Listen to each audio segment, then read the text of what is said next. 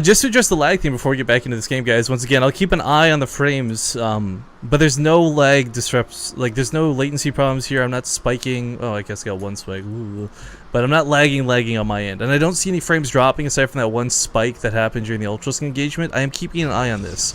If you guys are fans of Base Trade TV, you'll know we've been having some troubles with Twitch lately over the last week, and I've actually been told by like one of their staff that it's nothing that I can do other than just hope it doesn't spike.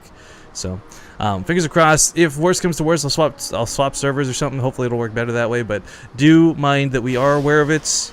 But nothing has dropped since that engagement, and it looks like it's holding steady right now. So, without further ado, getting into game number 3 here for the IEM Toronto qualifiers. I'm Rifkin, casting today with Hendralisk, and spawning here on the bottom left corner of the map from IVD Gaming. It's gonna be the red Protoss player Shloopy, better known as Puck. Puck. And spawning in the top right on Overgrowth is Scarlett, who wanted to dance last game, but she lost, so no dancing. But yeah, Acer Scarlett. And just while we get the game starting up here, keep up the good work. A $20 donation coming in from Esna. Thank you very much, Esna. But yeah, the dancing is, I don't know, something I feel like karmically can bite you in the ass more than anything else in this game. Like, offensive GGs are sometimes less karma inducing. What is this? Proxy hatch? Okay, never mind. Because there's a probe that went up to... I think it's the potential of a proxy hatch. Like, so they both open up with a really fast scout. Of course, Puck's a bit faster because Pylon Scout is what Protoss does sometimes. Oh, proxy hatch! I knew it. Who's the? Okay, so proxy hatch. Okay, so let's talk about the potential of this proxy hatch, though. A lot of the times you see this versus players who like do things like cannon cheeses or don't have units to defend against this. Puck did go for the gateway expand, and Scarlett didn't scout that. So I mean. Oh, this is what I do on my stream. If I'm doing something like proxy hatch, I pretend that my drone is AFK and then just chase the probe, and that way the probe thinks, oh, this Zerg is so bad, I'm just going to keep blocking the hatchery. But actually you have a hatch started up elsewhere on the map. And actually Puck even pylon blocks it, so... Puck's okay, so do you think it's speedlings or do you think it's roaches that come out of this? No, it has to be roaches. I was gonna say, like, you can do this versus Terran and get away with speedlings, but versus Protoss it almost has to be roaches. You just laugh as the Protoss player. So roaches, there we go, Roach Warren. Now Scarlett's hand, as we saw from last game, is suffering from pain. So this game is going to be potentially be really fast if the mothership core doesn't go okay. Oh, right, too bad mothership core doesn't have OP vision anymore.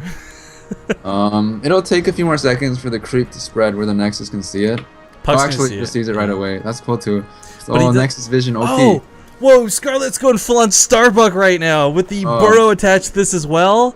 I mean, Puck's getting a cannon or forge out here at the front, so I mean he'll have the detection potentially to deal with this, but not right away certainly. And has he not realized this? I mean, this should have been the mothership core not dancing with links at the natural, but shelling away the hatchery in the main.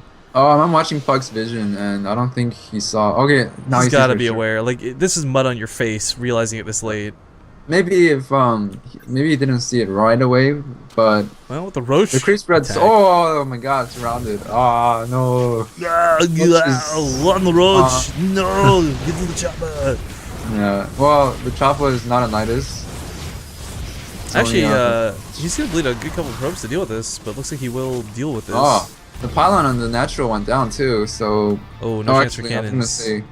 I was gonna say Puck might be supply blocked, but the National Nexus finished, so that's plus 10 right there. Is he gonna overcharge the main though? Like, where's he looking for the overcharge down? I think wherever the cannon can defend. Yeah, sounds about right. If he is gonna overcharge, he's gotta do it soon though. He can't keep pulling probes like this. He's bleeding them out.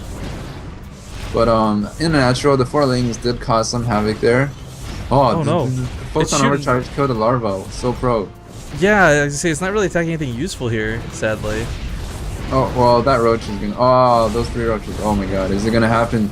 Puck is down, half the supply. This is really messy because he still doesn't efficiently have a way to deal with burrows. You see, Scarlett just burrows. Cannons in the mineral line, okay, fine, but those have only got limited detection range. Puck... And they can't all shoot at once, right? So if you come from a side where only one cannon hits, and then you can micro back roaches, because thanks to micro, you can save the hurt roaches. Well, I mean, then the like, cannons will die. Let's talk about the worst case scenario, though. Like, let's say Scarlett does get shut out of the main. She just kills the natural. Okay, but... She's really dedicating hard to this, though. Cannon is gonna count is really low now. So She's gonna try and turn on that first cannon so she can start burrowing again. She's gotta be careful with this queen. oh, this must suck as a Protoss player to do something that would be like when she stales or something. Yeah.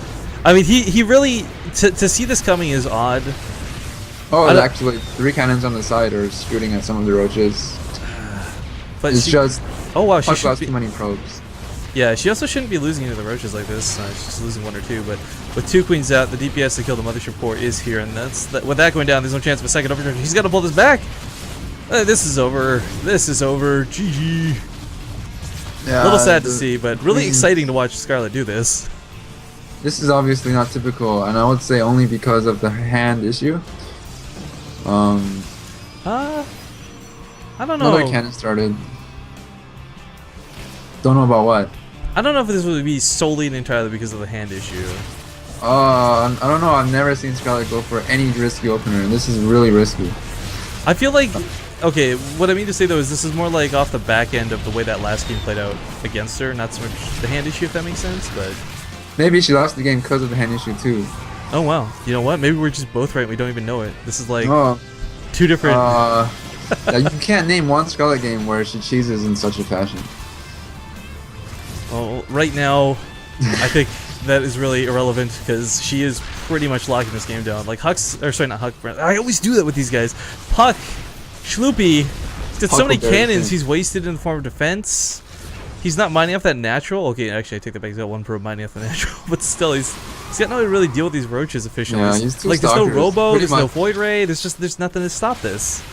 You can poke away with 2 stalkers, but the next is probably just gonna die.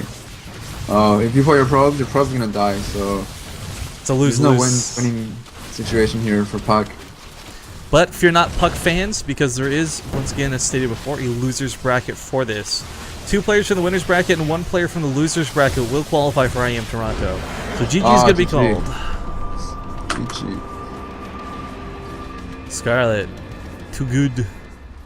Froxy Hatch. I love it. I love it. I love it. That was pretty funny to watch. Because it's so out of the ordinary. Especially for a player that always plays macro.